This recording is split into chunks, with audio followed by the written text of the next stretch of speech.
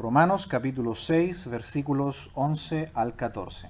Así también vosotros consideraos muertos al pecado, pero vivos para Dios, en Cristo Jesús, Señor nuestro. No reine pues el pecado en vuestro cuerpo mortal, de modo que lo obedezcáis en sus concupiscencias, ni tampoco presentéis vuestros miembros al pecado como instrumentos de iniquidad, sino presentaos vosotros mismos a Dios como vivos de entre los muertos, y vuestros miembros a Dios como instrumentos de justicia. Porque el pecado no se enseñoreará de vosotros, pues no estáis bajo la ley, sino bajo la gracia. Bien, en esta noche vamos a ver que la vida cristiana es comunión con Cristo.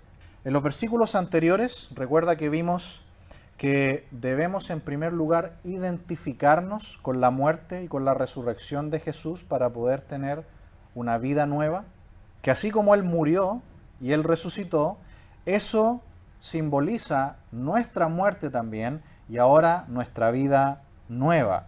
Y ahora Pablo sigue avanzando en cómo se aplica entonces la obra de Cristo a nuestras vidas, diciéndonos ahora que para que podamos vivir esta nueva vida en Cristo, debemos vivir como vivos para Dios.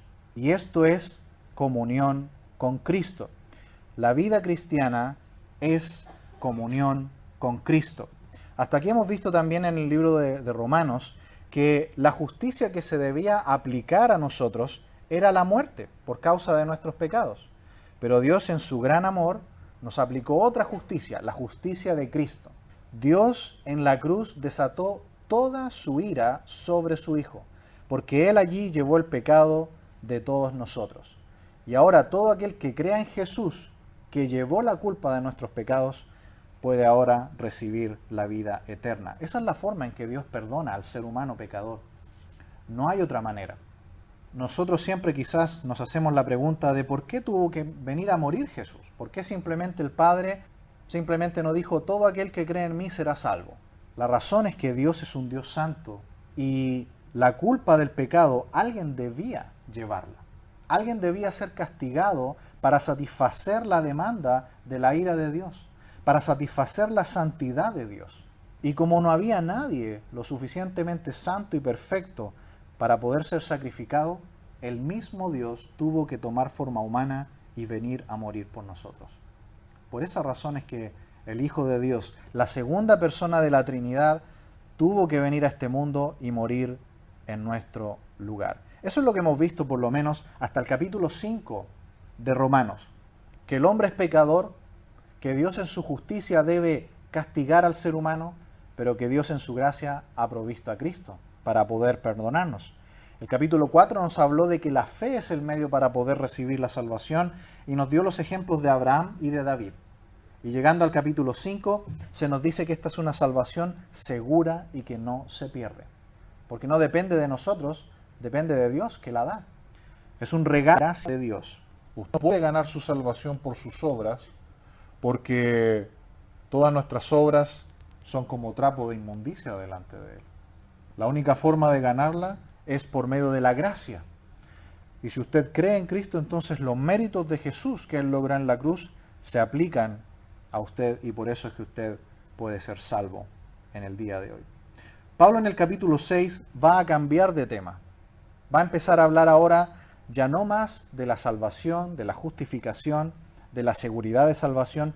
Ahora en el capítulo 6 él comienza a hablar de la santificación. La santificación. Básicamente se puede explicar con la siguiente pregunta.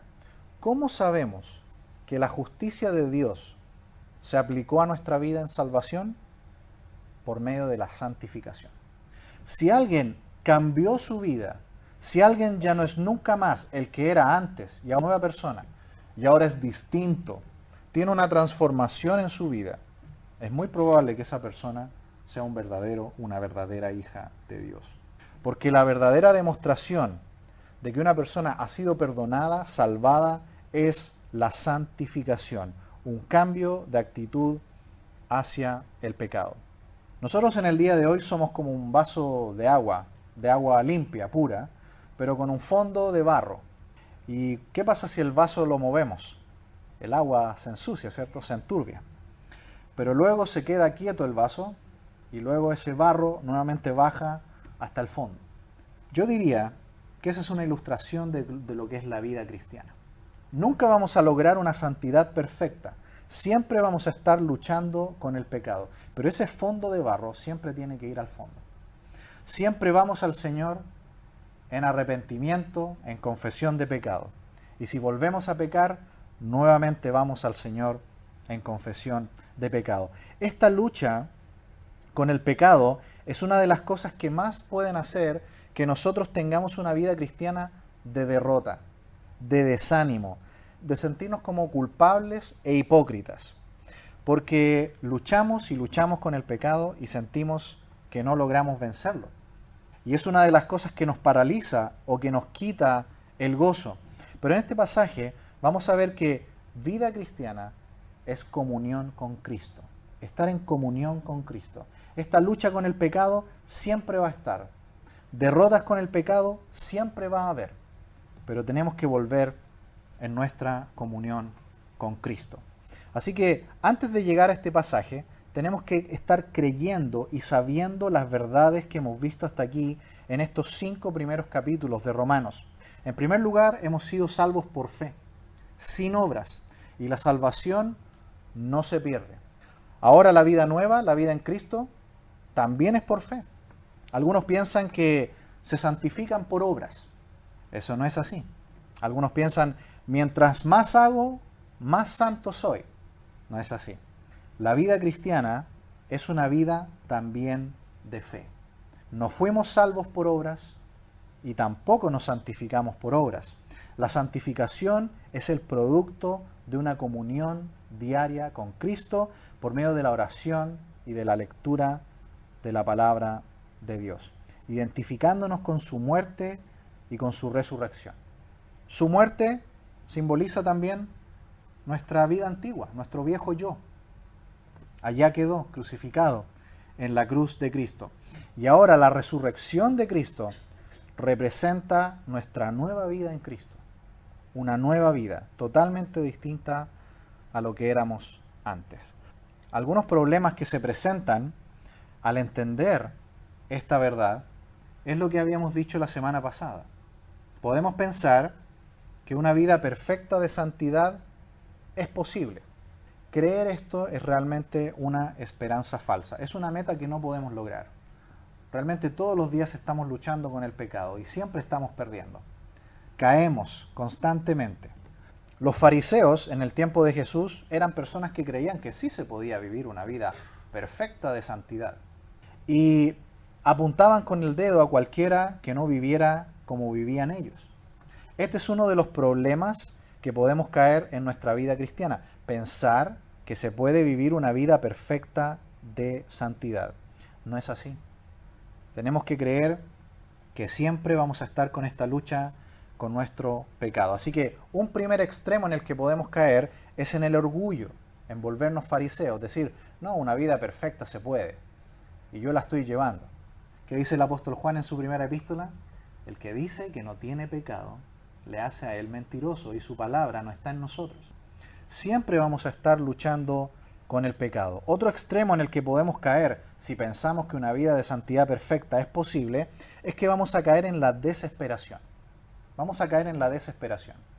Porque vamos a intentar de crear sistemas de santidad como lo hacían los fariseos, pero nos vamos a dar cuenta que una y otra vez no lo logramos. Una y otra vez caemos y nos equivocamos y volvemos a cometer el mismo pecado. Y nos sentimos culpables y decepcionados. Los creyentes que viven así, viven en la ley. Están viviendo en la ley. No viven en la gracia. Otro extremo que vimos también son aquellos que dicen, bueno, la salvación no se pierde, entonces podemos vivir como queramos. Y optan por el libertinaje. Pensamos que la libertad que tenemos ahora en Cristo es para pecar, para hacer lo que queremos. Total, la salvación no se pierde, me voy a ir al cielo igual. Pero no, la libertad que hemos recibido en Cristo es para vivir muertos al pecado y vivos para Dios. Para eso es la nueva vida que tenemos en Cristo. Es para vivir en libertad, lo cual significa obedecer a Dios. Así que el verdadero creyente vive por fe, vive en la gracia, es humilde, sabiendo que nunca vamos a poder tener una perfecta vida de santidad, sino que una vida de comunión con Cristo, y que cada vez que caigamos, vamos a la presencia de Dios en confesión de pecado. Dice el versículo 11 aquí de Romanos capítulo 6, así también vosotros consideraos muertos al pecado, pero vivos para Dios en Cristo Jesús, Señor nuestro. Así también vosotros consideraos muertos al pecado. Esto está en conexión con el versículo 10 en la parte A, donde decía, porque en cuanto murió, al pecado muere una vez por todas. En nuestra identificación con Cristo en su muerte, nosotros debemos creer por la fe que así como Jesús murió en la cruz, de la misma manera nuestra vida antigua quedó allá atrás en la cruz del Calvario. Hemos muerto a esa antigua vida que llevábamos antes. El Señor Jesús lo explicó con el grano de trigo, ¿recuerdan? Él dijo, el grano de trigo, si no cae, no muere y queda solo. Pero si muere, es decir, si se planta en la tierra, va a producir mucho fruto. De la misma manera nosotros tenemos que morir a esa vida antigua. Y ya hemos muerto si hemos recibido a Cristo como nuestro Señor y Salvador personal. Y ahora hay una nueva vida. Ese trigo, ese granito de trigo murió, pero empezó a crecer y ha producido un gran fruto, la santificación. Fuimos justificados en el momento que creímos en la obra de Cristo en la cruz, pero ahora también empezó una nueva vida, una vida de santificación hasta el día que Cristo vuelva por nosotros. Solamente ese día vamos a poder ser perfectos. Cuando el Señor nos lleve a su presencia en el cielo, ahí recién nuestra naturaleza pecaminosa va a ser totalmente quitada. Hasta ese día, ese fondo de barro que está ahí al fondo, vamos a estar luchando con él todo el tiempo. Nunca va a poder salir. Solamente cuando estemos en su presencia. Por eso, desde aquí hasta que ese día llegue, debemos tener una vida de comunión con Cristo. Esto es lo grave también de nuestro pecado, ¿no?, actual. Cuando nosotros vivíamos antes sin Cristo, el pecado era lo más normal en nuestra vida. Era lo más común y corriente. Pero hoy que tenemos a Cristo, el pecado es un elemento extraño, porque lo estamos haciendo por primera vez sabiendo lo que es. Y lo hacemos por nuestra propia voluntad. Eso es lo grave. Pero el creyente ahora que ha sido transformado tiene una nueva actitud hacia el pecado. Vamos al Señor en oración, en confesión y volvemos nuevamente al Señor. Esta atención va a ser siempre en nuestra vida espiritual y tenemos que reconocerla, porque no vamos a tener una vida perfecta, como sí lo decían los fariseos. Así que dice ahí, así también vosotros consideraos muertos al pecado, pero vivos para Dios en Cristo Jesús, Señor nuestro. Así como la segunda parte del versículo 10 dice, mas en cuanto vive, para Dios vive. Así como Jesús fue levantado de los muertos por el poder del Padre, así también nosotros ahora estamos vivos para Dios en Cristo Jesús, Señor nuestro. Esa es la identificación que debemos tener con Cristo y con su obra en la cruz. Mi vida espiritual es lo que es la muerte y la resurrección de Cristo. Mi antiguo yo está crucificado allí en la cruz y ahora vivo yo, ¿no? Mas vive Cristo en mí, dice Pablo en Gálatas 2:20. Ahora nuestra nueva vida es Cristo en nosotros, el Cristo vivo, el Cristo resucitado. Dice el versículo 12, no reine pues el pecado en vuestro cuerpo mortal, de modo que lo obedezcáis en sus concupiscencias. No reine pues el pecado en vuestro cuerpo mortal. Aquí lo podríamos ilustrar de la siguiente manera. Supongamos que estamos viviendo en un antiguo reino donde había un rey muy malvado y todos teníamos que someternos a este rey y teníamos que hacer lo que este rey nos decía que hagamos. y nos comportábamos como Él pedía, de una mala manera. Pero un día ha llegado un nuevo rey, pero este es un rey bueno y lo cambia todo. Y ahora nos sometemos a este rey. Es un rey bueno que nos da órdenes buenas y nosotros lo obedecemos por amor. El rey malo todavía está vivo, pero ya no es más rey. Está ahí, pero ya no tiene ningún poder. Así es lo que pasó en nuestra vida. El pecado ya no tiene nunca más el poder que tenía antes sobre nosotros. Y esto es algo que también tenemos que creer por la fe. Cuando un creyente dice, yo soy así y nunca voy a cambiar, está diciendo algo que no es lo que dice la Biblia. La Biblia dice, el pecado que antes nosotros teníamos, antes de creer a Cristo, ya no está más gobernando en tu corazón. Antes, ¿cómo estaba nuestro corazón? Estaba negro, ¿cierto? Estaba lleno de pecado, estaba controlado por el maligno. Pero el día que usted y yo recibimos a Cristo como nuestro Salvador personal, Dios nos dio un corazón nuevo. Y ahora ese corazón es el que controla. Ya el pecado antiguo no puede reinar nunca más en nuestro cuerpo mortal. Y si nosotros alguna vez volvemos a hacer algo malo, es porque nosotros voluntariamente lo hacemos. Y es una lucha que está ahí y que tenemos que reconocer. Es una lucha que va a estar ahí hasta el día que Cristo venga por nosotros. Pero no nos puede dominar nunca más. Antes tenía el total control. Nosotros éramos totalmente esclavos. Él nos dominaba. Pero ahora Cristo vive en nosotros. El pecado ya no puede reclamar lo que tenía antes. No puede. Si toma lugar es porque nosotros, cuando lleguemos al capítulo 8 lo vamos a ver en más profundidad, es porque nosotros estamos dando lugar a la carne en nuestra vida. Alimentemos el espíritu y no la carne, dice Pablo en Romanos capítulo 8. El espíritu se alimenta de la oración, de la palabra de Dios. Si nos alimentamos de esos alimentos, el espíritu va a estar fortalecido. Si no lo alimentamos, vamos a estar dando lugar a la carne. Dice la segunda parte del versículo, de modo que lo obedezcáis en sus concupiscencias.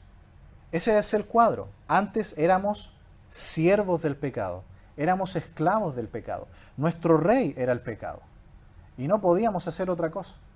Pero cuando Cristo nos liberó, cuando vino este nuevo rey a nuestras vidas y este nuevo corazón nos fue dado, Dios ha puesto un nuevo deseo. Y usted lo ve en su corazón. Usted ahora tiene un nuevo deseo. Tiene una inclinación diferente que la que tenía antes. Ahora sentimos un rechazo hacia el pecado.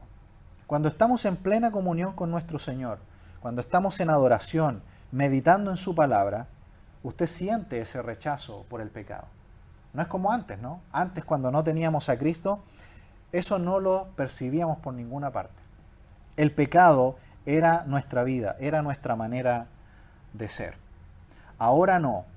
Ahora nosotros sentimos un aborrecimiento por el pecado, porque ese pecado produjo un sufrimiento infinito en el corazón de Dios el Padre al tener que poner a su Hijo Jesús en la cruz.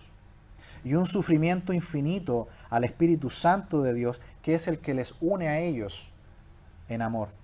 Ahora nosotros tenemos un nuevo sentir. Obedecer a nuestro Dios, a nuestro Señor Jesucristo, no por obligación, no como un esclavo que se somete a un amo tirano, sino que obedecemos por amor a un rey que amamos. Ese es el nuevo corazón que tenemos ahora. Las concupiscencias que se mencionan allí son los deseos de nuestra carne, los deseos de nuestro cuerpo, que antes eran alimentados totalmente por nuestro corazón antiguo, por nuestro corazón viejo. Pero ese corazón ya no está más. Ahora Dios nos dio un corazón nuevo, un corazón que ahora alimenta nuestro ser nuevo. Ya no tiene ningún sentido pecar. Ahora nos damos cuenta de cuán grave es pecar. Y por eso que hoy día el mayor gozo que tiene un hijo de Dios es el gozo de no pecar. Es el gozo de vencer la tentación. Pero recuerde, cuando ese pecado en la lucha perdamos la batalla, que a veces nos va a pasar, no tenemos que pensar que Él ya no nos ama igual o que perdemos la salvación. Hemos visto que eso no ocurre, sino que simplemente lo que tenemos que hacer es volver al Señor en contrición, en arrepentimiento y volver a la comunión con Él. Lo único que nosotros perdemos es la perfecta comunión con el Señor. Esta lucha va a estar allí constantemente hasta que lleguemos a la presencia del Señor en el cielo. Versículo 13 dice: ni tampoco presentéis vuestros miembros al pecado como instrumentos de iniquidad, sino presentaos vosotros mismos a Dios como vivos de entre los muertos, y vuestros miembros a Dios como instrumentos de justicia. ¿Qué más ocurre en nuestra vida ahora que la santificación tomó lugar en nuestra vida? En el momento que fuimos salvos, fuimos justificados. Nuestra culpa de pecado fue borrada, fue quitada. Dios ahora le ha dado a su Hijo un nuevo corazón. Somos nuevas criaturas. Dice que no reina más el pecado, pero también dice: no presentamos más nuestros miembros al pecado como instrumentos de iniquidad. En la antigüedad, cuando una persona llegaba a ser un señor o una persona más arriba de un ciudadano normal, él rápidamente se proveía de una guardia especial para su residencia, para cuidar su hogar, su nueva posición y sus pertenencias. Eso es lo que está diciendo aquí. Ahora nuestro cuerpo, nuestros miembros, nuestro ser ya no puede estar nunca más al servicio del pecado como era antes de conocer a Cristo. Ahora nuestro cuerpo le pertenece a Dios. Ahora nuestro cuerpo es templo del Espíritu Santo y ahora por amor a Dios nos movemos y actuamos. Ya nunca más por mi autoestima, como se dice actualmente, ¿no? Todo para mí. Podemos hablar mejor de Cristo estima. Ahora todo lo hacemos para Dios, para agradarle a Él, para su gloria. Nunca más nuestros miembros van a ser usados como instrumentos de iniquidad. No somos más siervos del pecado como antes. Esa es la transformación sobrenatural que hace Dios en la vida de un hijo suyo. Sino que, ¿qué más dice? Sino presentaos vosotros mismos a Dios. Esto nos habla de la entrega diaria que hacemos de nuestra vida al Señor. Todos los días nos entregamos al Señor cuando estamos en nuestro tiempo de comunión con el Señor. Nos entregamos al Señor como un sacrificio vivo. Señor, soy tuyo. Mi vida es tuya, mi cuerpo es tuyo, mis deseos son tuyos. Ya no soy el mismo que era antes. Esto es lo primero, desde donde surge esta comunión personal con el Señor en nuestro tiempo de oración, de meditación en la palabra de Dios. Presentarte al Señor como propiedad de Él. Somos de Él. Él nos anhela celosamente, somos propiedad de Él, ya nunca más para ser siervos del pecado. ¿Y cómo debemos presentarnos? Dice ahí, como vivos de entre los muertos. Como vivos de entre los muertos. Nos sacó del cementerio del pecado. Nos hizo nuevas criaturas. Y el fruto de esta salvación, de esta justificación, es la santificación. Hay un cambio en nuestra vida. Nunca más tenemos la misma relación con el pecado que la que teníamos antes. Y termina el versículo 13 diciendo: y vuestros miembros a Dios como instrumentos de justicia. Dentro de la santificación, de esta vida nueva que tenemos en Cristo, viene el servicio a Dios. Un creyente en comunión con Dios dice: Señor, quiero servirte en lo que sea que tú me pidas. No necesitamos tener un título o un lugar muy especial para servir a Dios. Podemos servir de muchísimas maneras. Lo importante es que la actitud del creyente es: Señor, mi vida te pertenece. Ahora yo no sirvo más al pecado. Ahora yo quiero ser un instrumento tuyo, un instrumento de tu justicia. ¿Estamos entregando nuestra vida al Señor día a día? ¿Estamos haciendo esta rendición de decir: Señor, mis pensamientos son tuyos? Yo quiero que mis actitudes sean tuyas. No quiero que el pecado reine más como lo hacía antes. El pecado ya perdió ese poder. El cuerpo del pecado ha sido destruido, dice el capítulo 6, versículo 6. Ya el poder que tenía antes ya no está más. Ahora hay una nueva dirección. Ahora tenemos un nuevo deseo. El deseo de amar a Dios, de obedecer a Dios, de sujetarnos a Él, de estar en comunión con Él. Dice el versículo 14, porque el pecado no se enseñoreará de vosotros, pues no estáis bajo la ley, sino bajo la gracia. Esa primera parte nos debe llenar de esperanza para lo que es sobre todo nuestra lucha diaria con el pecado. Dice, el pecado no se enseñoreará más de vosotros. Es decir, el pecado en un verdadero creyente nunca más puede tener el rol que tenía antes. Antes, cuando no conocíamos a Cristo, el pecado era un amo tirano que nos tenía completamente dominados y que nos estaba llevando rumbo al infierno. Pero cuando creímos en Cristo, ocurrió una transformación. Ya no servimos más al pecado. Ya nuestro cuerpo no va a ser nunca más un instrumento de iniquidad en las manos del enemigo. El pecado ya no puede tomar nunca más el control que tenía antes.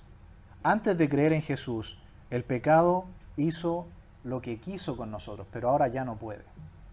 Ahora hay una transformación.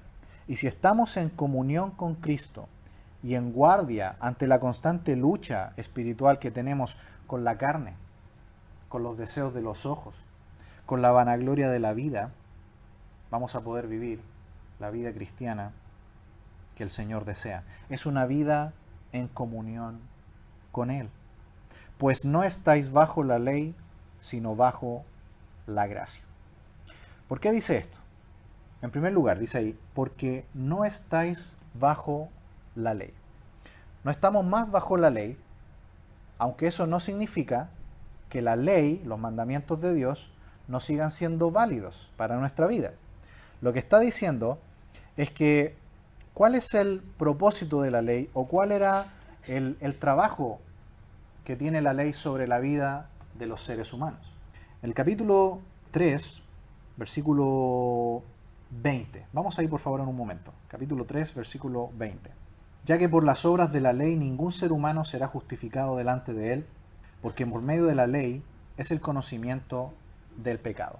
¿Cuál es el trabajo de la ley? El trabajo de la ley es sobre los incrédulos. La ley trabaja en la vida de los incrédulos para mostrarles qué cosa, cuán pecadores son. Cuán pecadores son. La ley acusa, es el instrumento de Dios que Él usa para atraer a los incrédulos hacia Él.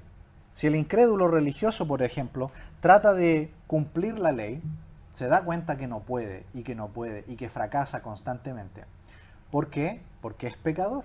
El pecador no puede cumplir la ley. Ese es un primer trabajo que hace la ley en la vida del ser humano. Un segundo es que la ley muestra cuán santo es Dios. Porque las leyes de Dios son muy altas, son muy elevadas. Y ningún ser humano puede cumplir la ley de Dios perfectamente. Eso muestra cuán santo es Dios y cuán pecador es el hombre.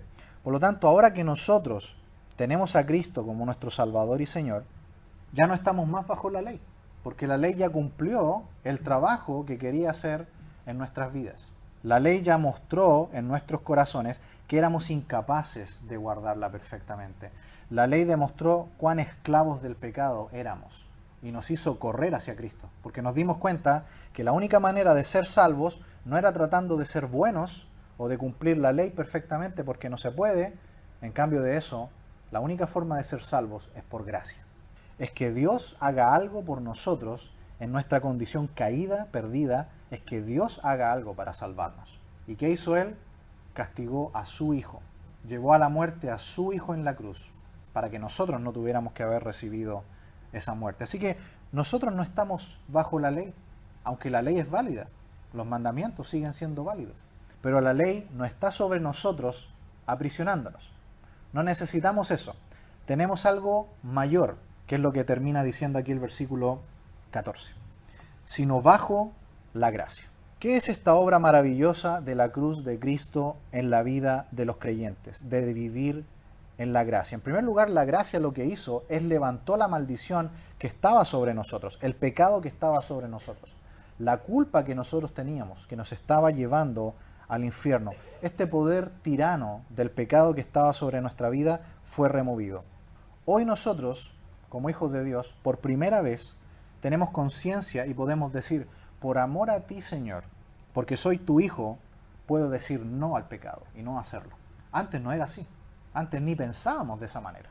Antes el pecado era lo que regularmente hacíamos.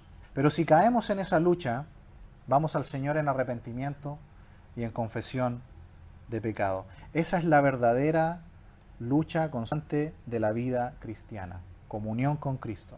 Comunión con Cristo. Caemos, vamos a la confesión y retomamos nuestra comunión con Él. Nunca la dejamos. En esta gracia, ¿sabe lo que hizo Dios? Nos llenó de su amor. Mira ahí conmigo, por favor, el capítulo 5, versículo 5. Y la esperanza no avergüenza, porque el amor de Dios ha sido derramado en nuestros corazones por el Espíritu Santo que nos fue dado. Este amor que Dios ha puesto dentro de nosotros nos guía como un nuevo principio interno.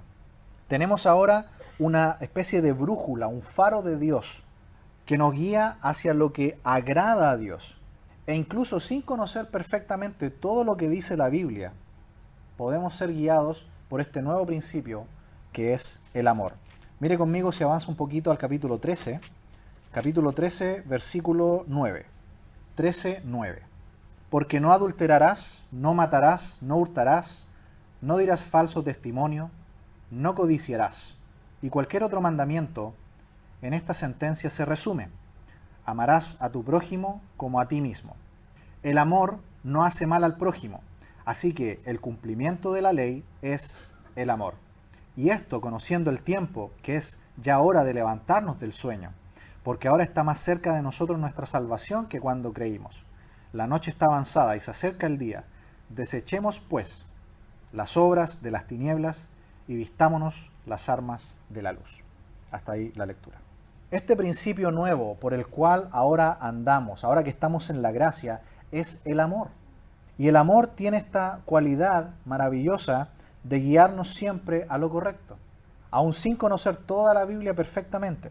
Dice ahí, el amor no hace mal al prójimo, así que el cumplimiento de la ley es el amor. Este principio interior hace que actuemos correctamente en cada situación en la que nos encontremos.